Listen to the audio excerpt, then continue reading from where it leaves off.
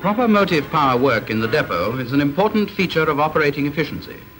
The routine work of the shed is just as important as are the periodical inspections, service, and general repairs.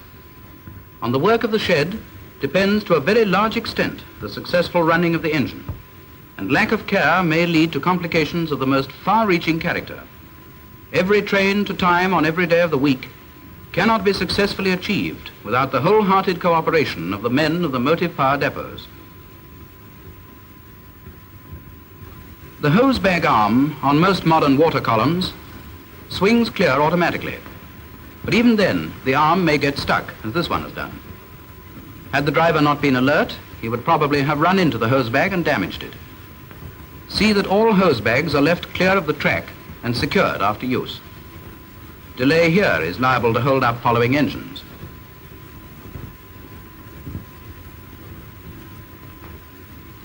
Unlike this one, the engine should be set so that the hose bag is central over the hole in the tender.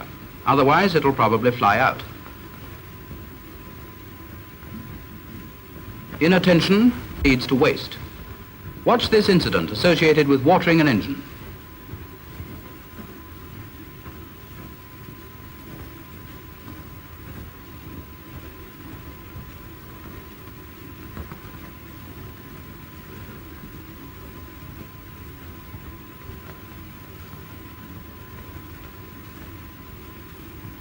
The LMS uses 9,600 million gallons of water a year for motive power purposes at a cost of £300,000.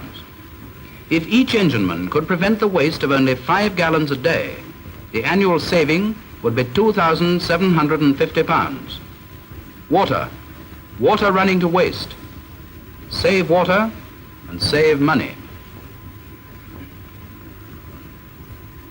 There are many wrong ways of coaling an engine, but only one right way. Modern coaling plants, though automatic in their working, need to be used intelligently.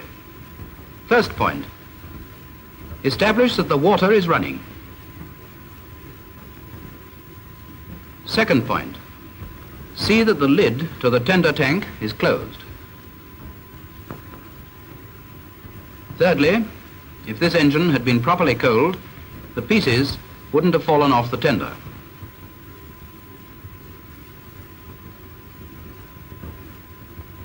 This is the right way of coaling an engine. Resist the temptation to put on that last 10 hundredweight. Half of it will spill at the plant, the other half will drop off in the yard or on the permanent way.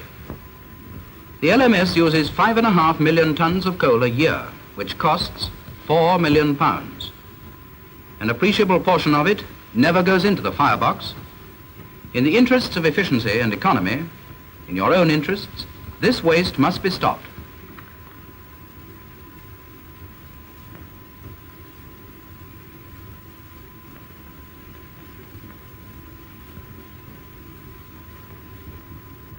Wrong methods of coaling may have serious consequences. A piece of coal may fall from the tender 100 times without doing any damage. But the next time, it may land on a crowded platform, or may hit a plate layer with fatal results.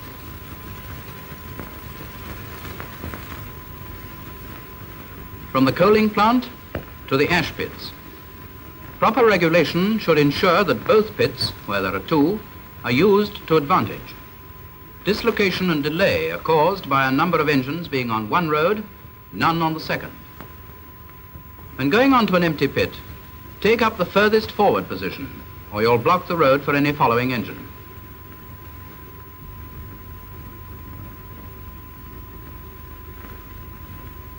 Now the fireman of the first engine can get on with the job of clearing the smokebox ashes.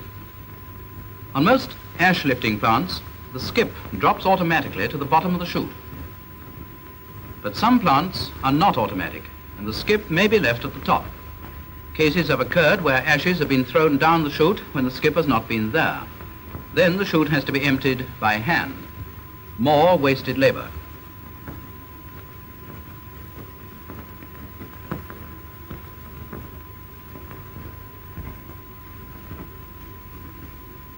Engines should receive a careful examination by the driver.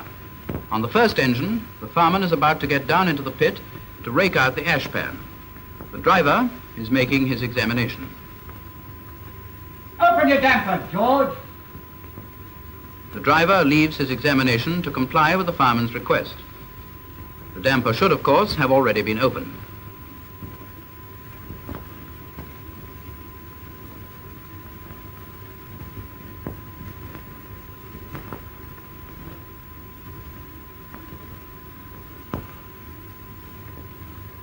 Returning, the driver resumes his examination at a different point from the one at which he left, so that he misses entirely the broken brake block on the rear driving wheel.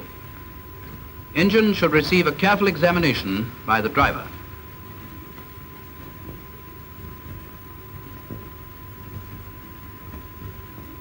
The fireman sees that the ashes in the ash pan are properly slaked. The ashes fall cleanly with a plop, and there's very little dust.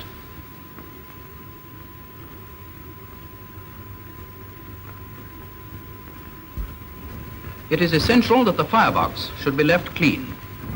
Clinker left in the corners makes it difficult to keep up a good fire when the engine is on the road.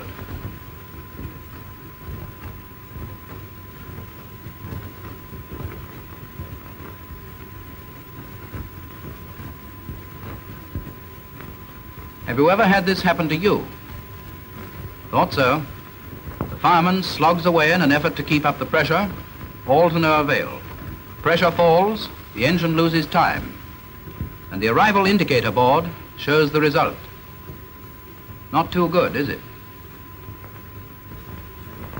Always remember to have proper regard to the correct methods of engine disposal. It makes for efficiency. Correct methods are as easy to carry out as are wrong methods. The fireman rightly walks into the shed in front of his engine to see that the road is clear. Be careful to observe the correct routine when leaving an engine. The stopcocks and regulator should be closed. The cylinder cocks left open. See that the boiler is well filled up. Leave the reversing gear in mid-gear. And of course, the handbrake hard on. Then you know your engine is safe.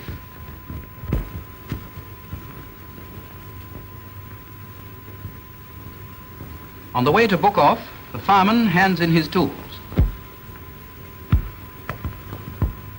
Dirty. Yes, we thought so too by the untidy look of the bucket. Still, all the tools apparently are there. But it's the fireman's job to clean his tools, not the store's issuers.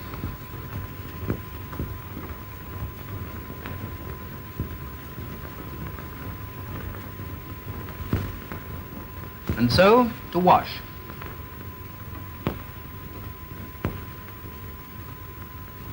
Here, have a heart. I said wash. Misuse of materials leads to waste. What would your wife say to this? Proper motive power work in the depot is an important feature of operating efficiency. Every train to time on every day of the week cannot be successfully achieved without the wholehearted cooperation of the men of the motive power depots.